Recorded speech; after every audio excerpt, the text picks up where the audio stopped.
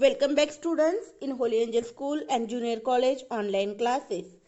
Class 7th, Civics, chapter number 4, Fundamental Rights, part 1. Students, in previous lesson, we studied about features of Constitution. Today, we are going to discuss fundamental rights. Education is our right, correct? We must get the assurance of minimum wage. It is our right. We have a right over our forests and the resources. Students, our Indian Constitution gives some right to us, and these rights we are going to discuss in this lesson. You must have seen such placards in newspapers and elsewhere in a rally or march. Sometimes a certain demand is made asserting it to be their right. We get right at birth. Every newborn baby has right to live. The entire society and government takes effort to ensure that the baby is the best of health. Only when all individuals get protection from injustice, exploitations, discrimination and deprivation will they be able to develop their skills and qualities. Demanding one's right is insisting on creating an atmosphere conducive to the development of the self as well as the entire society. Indian Constitution has guaranteed equal rights to all citizens. In order to create this conducive atmosphere, these rights are fundamental rights. As they are include the Constitution, they have the status of law. It is imperative for everybody to abide by these rights. Nowadays, you are watching on the TV, the farmers are on the march because of their right.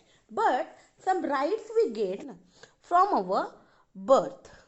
Like that, we have right to be live with good atmosphere. Because of that, everyone take the efforts like society, government, correct? But this right gives our Indian Constitution. No one has compared because he is rich, because of that he have the another right, he is poor, because of that he has another. No. Everyone is equal in front of the Constitution, and these fundamental rights have same to everybody. Our right, as mentioned in the Constitution, let us understand the rights of Indian citizen include in this Constitution. Right to equality. Everyone has a equal in front of our Constitution. According to the right of equality, the state cannot discriminate among citizens as superior, inferior, or as man, woman, and cannot give different treatment to privilege to anybody, because everyone is same, everyone is equal. The same law applies equally to all. Many laws give us protection. For example, we have protection from arrest without warrant. Students, if the police want to arrest anyone, then he cannot arrest directly that person, because if the arrest warrant is there, they can arrest the people. Also, the state cannot discriminate while extending such protection. What other things are included in this right of equality? The state cannot discriminate against any citizen on ground of religion, caste, race, sex, descent, or place of birth or residence for government employment. The unhuman practice of untouchability that was prevalent in our country has been abolished by law. The practice of untouchability in any form is cognizable often. This practice has been abolished in order to establish equality in Indian society. The Constitution has also abolished titles that create an artificial hierarchy among people.